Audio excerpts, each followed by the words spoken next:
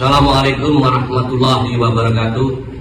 Saya Ki Ageng Bumisloyo, Ketua Perjuangan Wali Songo Indonesia, Laskar Sabilillah Kabupaten Banyuwangi, dalam rangka menyikapi pernyataan daripada saudara Rizik Syihab yang telah membuat provokasi, melakukan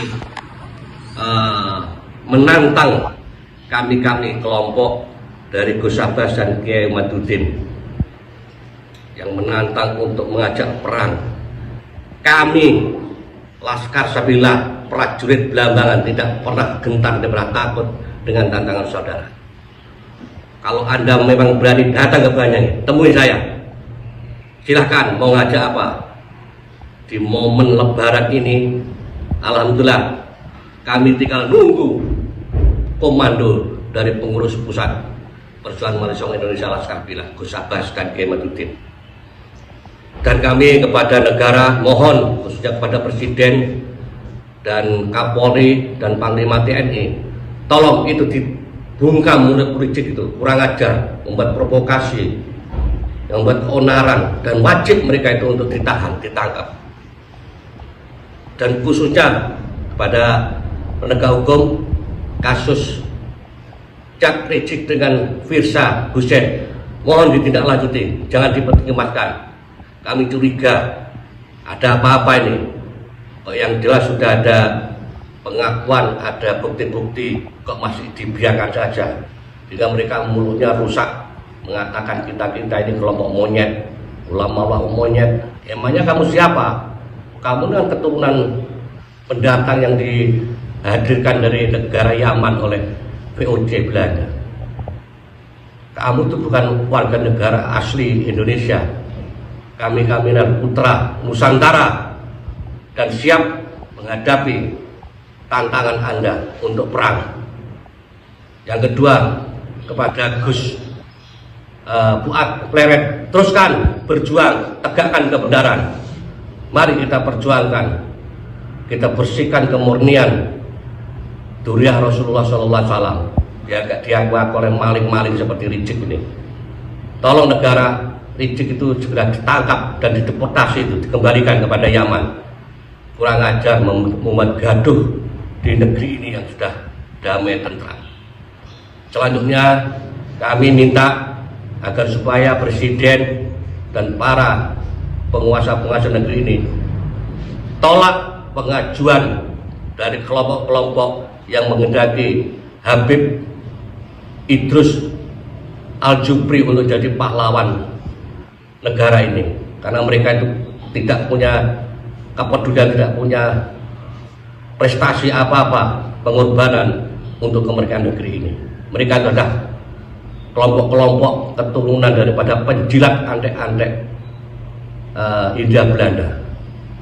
Jadi itu yang kami harapkan, dan kami siap untuk Belambangan, siap untuk menghadapi tantangan daripada Rizik Syihab. Mohon kami kepada Ketua DPP Perjuangan Wali Songo Indonesia dan Laskar Sabilillah, khususnya di bawah komando Gus Abbas, kami siap untuk berangkat. Kita tinggal nunggu komando. Kita siap kan? Siap. Oke, terima kasih. Assalamualaikum warahmatullahi wabarakatuh. Assalamualaikum warahmatullahi wabarakatuh. Salam sejahtera untuk kita semua. Salam sejahtera untuk seluruh saudara-saudaraku sebangsa dan setanah air, dimanapun Anda berada. Para hadirin, para pemirsa yang berbahagia, kembali lagi bersama dengan saya Abdul Aziz Jazuli di channel ini. Pada kesempatan yang berbahagia ini, saya akan membacakan tulisan terbaru dari Kiai Haji Imaduddin Usman Al-Bantani yang ditulis pada hari Jumat tanggal 28 Maret 2025, dan ini bisa diakses di www.nahdlatululum.com. Langsung saja ya, karena ini cukup lumayan. Dengan judul Idrus bin Salim Al-Jufri tidak memenuhi syarat diangkat sebagai pahlawan nasional. Imaduddin Usman Al-Bantani, salah satu calon pahlawan nasional yang diusulkan pada tahun 2025 ini adalah Idrus bin Salim Al-Jufri. Ia telah diusulkan sebagai pahlawan nasional sejak tahun 2006 lalu, namun tidak memenuhi syarat. Dalam pengusulan pertama itu, Abah Nong Chi ditunjuk sebagai ketua tim pengusulan guru tua pahlawan nasional.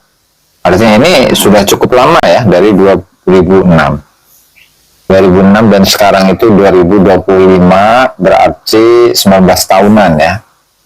Cuman alasannya kenapa ini pengajuan Habib Idrus bin Salim Al-Jufri sebagai pahlawan itu ditolak, nanti akan diulas di sini. Pada tahun 2022, Idrus bin Salim diusulkan kembali sebagai pahlawan nasional pada sidang pembahasan tim peneliti dan pengkaji gelar TP2GP. Idrus bin Salim diputuskan ditunda untuk dibahas. Kemungkinan besar karena alasan yang sama, yaitu karena tidak memenuhi syarat. Kemudian pada 23 Maret 2023, untuk ketiga kalinya ya, kembali diusulkan kepada Direktorat Pemberdayaan Sosial di Kementerian Sosial di Gedung Kementerian Sosial, Jalan Salemba, Jakarta. Tahun 2023 itu pun Idrus bin Salim tidak berhasil ditetapkan sebagai pahlawan nasional. Pertanyaannya, kenapa usulan Idrus bin Salim Al-Jufri ditolak? Dalam Undang-Undang Nomor 20 Tahun 2009 tentang gelar, tanda jasa, dan tanda kehormatan pasal 1 ayat 4 disebutkan pahlawan nasional adalah gelar yang diberikan kepada warga negara Indonesia atau seseorang yang berjuang melawan penjajah di wilayah yang sekarang menjadi wilayah Negara Kesatuan Republik Indonesia yang gugur atau meninggal dunia dalam membela bangsa dan negara, atau yang semasa hidupnya melakukan tindakan kepahlawanan atau yang menghasilkan prestasi atau karya yang luar biasa bagi pembangunan, bagi kemajuan bangsa dan negara Republik Indonesia. Dari definisi pahlawan nasional menurut undang-undang ini, kita dapat memahami bahwa seorang yang diusulkan sebagai pahlawan nasional, ia harus warga negara Indonesia atau WNI. Apakah Idrus bin Salim adalah WNI? Ia lahir di Hadramaut pada 15 Maret 1892, kemudian pindah ke wilayah yang sekarang menjadi Indonesia. Ketika Indonesia merdeka, ia tidak mengurus kewarganegaraan sebagai WNI sampai ia meninggal pada 22 Desember 1969. Kemudian baru beberapa bulan yang lalu status kewarganegaranya diurus dan kemudian mendapat status itu pada tahun 2024. Pertanyaannya, apakah sah memberikan status kewarganegaraan kepada orang yang sudah meninggal dunia? Hal tersebut berpotensi melanggar hukum yang berlaku di Republik Indonesia. Jika seseorang bukan warga negara Indonesia, ia masih bisa menjadi pahlawan nasional dengan syarat ia harus gugur dalam berjuang melawan penjajah di wilayah yang sekarang menjadi wilayah Indonesia. Sedangkan Idrus bin Salim Al-Jufri, ia tidak gugur dalam berjuang melawan penjajah. Bagi yang hidup di masa penjajahan seperti ia tumbuh balik di masa kemerdekaan, maka ia bisa menjadi pahlawan nasional dengan syarat ia melakukan tindakan kepahlawanan. Seperti terbukti menyelamatkan banyak nyawa bangsa Indonesia walaupun dengan itu ia gugur. Apakah Idrus bin Salim pernah melakukan hal semacam itu pada saat hidupnya? Tidak ada data apapun. Dalam pasal 1 di atas pula disebutkan ia menghasilkan prestasi dan karya yang luar biasa bagi pembangunan, bagi kemajuan bangsa dan negara Republik Indonesia, seperti menemukan mesin uap, listrik, dan sebagainya. Apakah Salim bin Idrus Al-Jufri mempunyai prestasi atau karya yang luar biasa? Tidak ada data apapun. Jika dikatakan bahwa ia mempunyai karya dengan mendirikan Yayasan Pendidikan Al-Khairat, itu bukan prestasi yang luar biasa, karena ribuan ulama lainnya pun sanggup mendirikan yayasan pendidikan seperti itu. Adapun yang pernah diungkapkan oleh Hidayat Nur Wahid bahwa Idrus bin Salim Al-Jufri sebagai pengusul bendera merah putih kepada Bung Karno berdasarkan mimpi bertemu dengan Muhammad SAW adalah buah bibir yang tidak mempunyai sumber tertulis apapun. Ada dua narasi dari cerita Hidayat Nur Wahid yang keduanya jauh dari kesahihan. Pertama, narasi bahwa Idrus bin Salim Al-Jufri mengusulkan bendera merah putih kepada Presiden Soekarno. Orang yang mengusulkan itu tentu harus bertemu. Pernahkah ada dokumentasi bahwa Idrus bin Salim pernah bertemu Soekarno? Jika dokumentasi pertemuan itu ada, apakah ada dokumen tertulis yang mencatat usulannya itu? Jika ada yang mengatakan sesuatu yang terjadi, tidak mesti semuanya dicatat betul. Tapi jika sesuatu itu adalah sebuah klaim yang besar, semacam klaim bahwa bendera merah putih adalah atas usulan Idrus bin Salim Al-Jufri, maka klaim itu harus dapat dibuktikan dengan data tertulis. Ada lagi yang mengatakan bahwa Salim Al-Jufri pernah membuat syair untuk Soekarno yang menunjukkan bahwa ia mendukung Soekarno. Pertama, harus dapat dibuktikan bahwa syair itu benar-benar karangan Idrus bin Salim. Yang kedua, harus diketahui lagu itu ditulis tahun berapa. Dibutuhkan dokumen untuk itu yang terbukti secara sah, terbukti sah secara filologi. Jika itu ditulis setelah merdeka, itu namanya melu wis menang, ikut serta setelah kemenangan, bukan ketika masa berjuang. Walaupun itu ditulis sebelum kemerdekaan, itu pun tidak lantas seorang penulis lagu di atas meja bisa menjadi pahlawan ketika dalam waktu yang sama para pejuang bertempur di medan perang. Jadi, berdasar Undang-Undang Nomor 20 Tahun 2009, Pasal 1 Ayat 4 itu, Idrus bin Salim tidak memenuhi syarat sebagai pahlawan nasional. Sedangkan menurut Undang-Undang yang sama pada tahun 26 tentang syarat-syarat khusus disebutkan, syarat khusus sebagaimana dimaksud pada pasal 24 huruf B untuk gelar diberikan kepada seseorang yang telah meninggal dunia dan yang semasa hidupnya A. pernah memimpin dan melakukan perjuangan bersenjata atau perjuangan politik atau perjuangan dalam bidang lain untuk mencapai, merebut, mempertahankan, dan mengisi kemerdekaan serta mewujudkan persatuan dan kesatuan bangsa. B. tidak pernah menyerah pada musuh dalam perjuangan. C. melakukan pengabdian dan perjuangan yang berlangsung hampir sepanjang hidupnya dan melebihi tugas yang diembannya. D. pernah melahirkan gagasan atau pemikiran besar yang dapat menunjang pembangunan bangsa dan negara. E. pernah menghasilkan karya besar yang bermanfaat bagi kesejahteraan masyarakat luas atau meningkatkan harkat dan martabat bangsa. F. memiliki konsistensi jiwa dan semangat kebangsaan yang tinggi. Dan atau G. melakukan perjuangan yang mempunyai jangkauan luas dan berdampak nasional. Dari pasal 26 UU Undang-Undang Nomor 20 Tahun 2009 sangat jelas bahwa sosok seperti Idrus bin Salim tidak memenuhi syarat sebagai pahlawan nasional.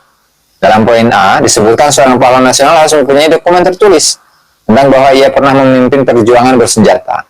Bukan hanya ia pernah ikut dalam perjuangan bersenjata, tapi ia harus tercatat sebagai pemimpin.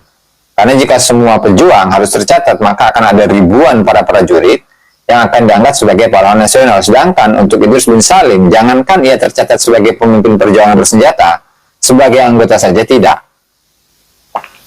Kemudian, dalam poin A, pasal 26 tersebut disebutkan bahwa pahlawan nasional bisa diangkat dari selain perjuangan bersenjata seperti bidang politik atau bidang lain dalam rangka mencapai, merebut, dan mempertahankan kemerdekaan. Dari sana, seorang pejuang politik untuk mencapai kemerdekaan semacam Presiden Soekarno berhak menjadi pahlawan nasional walaupun belum pernah ditemukan dokumen tertulis bahwa ia pernah memimpin perjuangan bersenjata. Sedangkan Idrus bin Salim yang telah ada di Indonesia sejak tahun 1922, di mana para pejuang waktu itu sedang menyusun strategi mencapai kemerdekaan bangsa, tidak pernah ada bukti dokumen tertulis bahwa ia pernah melakukan perjuangan baik dalam perjuangan bersenjata, politik, atau bidang lain untuk mencapai kemerdekaan bangsa. Masih dalam poin A, disebutkan tentang mengisi kemerdekaan serta mewujudkan persatuan dan kesatuan bangsa. Mungkin Idrus bin Salim akan diusahakan laik sebagai pahlawan nasional berdasar proposisi ini, bahwa ia berjuang mengisi kemerdekaan. Jika poin kelaikan seorang menjadi pahlawan nasional hanya karena ia mengisi kemerdekaan, maka aparatur sipil negara atau ASN di seluruh Indonesia pun berjuang mengisi kemerdekaan. Bahkan para supir angkot pun berjuang untuk kesejahteraan anak istrinya dalam mengisi kemerdekaan. Jika kalimat serta dalam frasa mengisi kemerdekaan serta mewujudkan persatuan dan kesatuan bangsa adalah syarat bersama poin sebelumnya, maka ia yang laik menjadi pahlawan nasional sebagai pejuang yang mengisi kemerdekaan harus disertai dengan prestasi mewujudkan persatuan dan kesatuan bangsa.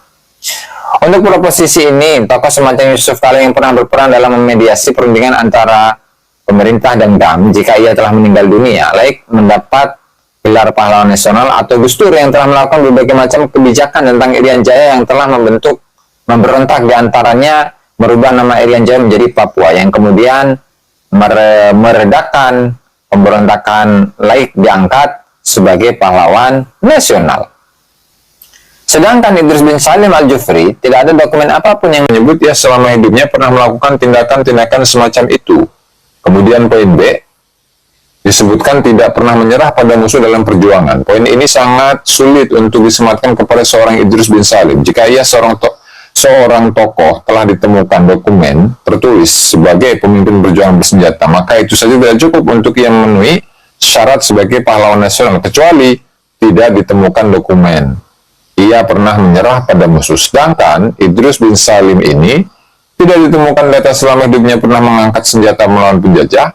Oleh karena itu, tidak diperlukan adanya data bahwa ia pernah menyerah kepada musuh atau tidak. Bahkan, ketika Idrus bin Salim telah tinggal di Indonesia pada tahun 1922, pada umur 26 tahun, kemudian tidak ada satu data pun bahwa ia pernah berjuang melawan penjajahan, baik dengan perjuangan bersenjata atau lainnya, maka bisa juga itu difahami bahwa ia mendukung penjajah itu. Apalagi adanya presiden sebelumnya dari klan Balawi seperti Usman bin Yahya yang menjadi antek Belanda. Klan Balawi adalah sebuah rumpun keluarga dari imigran Hadramut yang terdiri dari marga-marga seperti bin Yahya, Al-Jufri, bin Syahab, Al-Atas, Asgar, dan lain-lain. Kemudian pada pasal 26 poin C disebutkan seorang pahlawan nasional harus melakukan pengabdian dan perjuangan yang berlangsung hampir sepanjang hidupnya dan melebihi tugas yang diembannya. Narasi ini sungguh tidak tepat untuk Idrus bin Salim Al-Jufri karena ada waktu antara tahun 1922 sampai tahun 1949 yang seharusnya ketika itu ia berjuang bersama pejuang lainnya dalam mencapai dan mempertahankan kemerdekaan, akan tapi ia tidak melakukannya. Tidak ada satupun dokumen tertulis yang mencatat perannya dalam perjuangan itu. Ini menunjukkan adanya kekosongan pengabdian dan perjuangan yang dibutuhkan bangsa ketika itu dari hidup Idrus bin Salim. Dalam poin D disebutkan pernah melahirkan gagasan dan pemikiran besar yang dapat menunjang pembangunan bangsa dan negara. Poin ini pun nihil untuk seorang Idrus bin Salim Al-Jufri. Tidak ada gagasan atau pemikiran besar yang orisinal yang ia lahirkan yang dapat menunjang pembangunan bangsa dan negara. Apakah seorang Idrus bin Salim punya buku yang berisi gagasan-gagasannya tentang pembangunan? Tidak ada. Buku yang berisi gagasan-gagasan besar tentang pemberantasan korupsi misalnya? Tidak ada. Lalu berdasar apa ia diangkat sebagai pahlawan nasional? Pertanyaan ya. Kemudian dalam poin E disebutkan pernah menghasilkan karya besar yang bermanfaat bagi kesejahteraan masyarakat luas atau meningkatkan harkat dan martabat bangsa. Apa karya besar Idrus bin Salim yang bermanfaat bagi kesejahteraan masyarakat? Mendirikan Yayasan Al-Khairat. Ribuan ulama sanggup mendirikan yayasan semacam itu, jadi itu bukan hal yang luar biasa. Kesejahteraan bukan hanya bicara tentang keamanan dan kesentosaan, tetapi ia berbicara tentang kemakmuran. Berbicara tentang perekonomian yang dapat meningkatkan harkat dan martabat bangsa. Idrus bin Salim tidak mempunyai karya besar dalam bidang tersebut. Dalam poin F dan G disebutkan pahlawan nasional harus memiliki konsistensi jiwa dan semangat kebangsaan yang tinggi dan atau melakukan perjuangan yang mempunyai jangkauan luas dan berdampak nasional. Frasa konsistensi jiwa dan semangat kebangsaan sulit disematkan untuk Idrus bin Salim karena tidak ada data tertulis dari tahun 1922 sampai 1949 tentang semangat kebangsaannya dalam mencapai kemerdekaan dan mempertahankannya. Peranannya dalam membesarkan yayasan sehingga bisa berada dalam beberapa wilayah provinsi tidak bisa dianggap sebagai perjuangan yang mempunyai jangkauan luas dan berdampak nasional, karena ide dasar mendirikan yayasan itu bersifat lokal, berbeda tentang ide kemerdekaan bangsa Indonesia. Walaupun ide itu dilaksanakan dan dikerahkan dari suatu daerah terpencil, tetapi ide dasarnya mempunyai jangkauan luas dan berdampak nasional. Jika seorang yang mampu mendirikan yayasan yang mempunyai banyak cabang bisa ditetapkan sebagai pahlawan nasional, maka ke depan akan banyak pemimpin yayasan yang berhasil mengembangkan yayasan sehingga mempunyai cabang di berbagai daerah yang akan diangkat menjadi pahlawan nasional. Oleh karena itu, pemerintah harus berhati-hati dalam menetapkan seseorang sebagai pahlawan nasional. Gelar pahlawan nasional adalah gelar tertinggi yang diberikan presiden. Jangan sampai ia diberikan tidak sesuai aturan yang berlaku. Tidak boleh gelar pahlawan nasional diberikan hanya karena kuota provinsi atau kuota ormas, apalagi hanya karena semangat merangkul. Ia harus diberikan berdasarkan peranannya yang luar biasa di masa lalu, yang bisa menjadi inspirasi orang yang hidup di hari ini. Pahlawan nasional tidak boleh diangkat karena intrik politik. Ia harus diangkat berdasarkan bukti otentik dan sumber yang dapat dipercaya. Jika pemerintah terbukti mengangkat pahlawan nasional tidak sesuai dengan undang-undang yang berlaku, maka pemegang kebijakan itu bisa dibawa ke ranah hukum. Penulis Kiai Haji Imaduddin Usman Al-Bantani. Saya rasa itu ya bagi teman-teman yang langsung atau ingin lebih tertarik untuk membaca tulisan Kiai Haji Imaduddin, nanti akan saya tampilkan di kolom deskripsi. Itu saja mungkin barangkali yang dapat saya sampaikan.